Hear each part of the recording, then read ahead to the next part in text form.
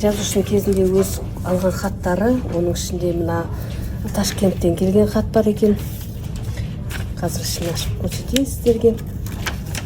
Бұл хат 1980 жылы алған екен. Өзінің оқырмандары жаңағы кітабы туралы, мына көшпенділер кітап туралы жазған пікірі бұл хатта.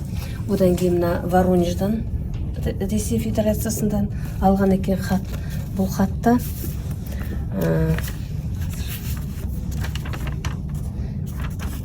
1981 жылы жазылған екен. Есенберлиннің жаңағы кітабы туралы, сол кітаптарынан маған берсеңіз деп сұраған өзінің оқырманы, фамилиясы Фомин, Воронеж қаласынан. Өзінің адресін бәрін жазыпты екен, мекен жайын. Осындай хаттар музейде сақталған. Осының барлығын ұлы Қозы Көрпеш біздің музейге тапсырған болатын, музей ашылғанда. 1999 жылы 24 қаңтар күні, 24 желтоқсан күні осы музей ашылған болатын.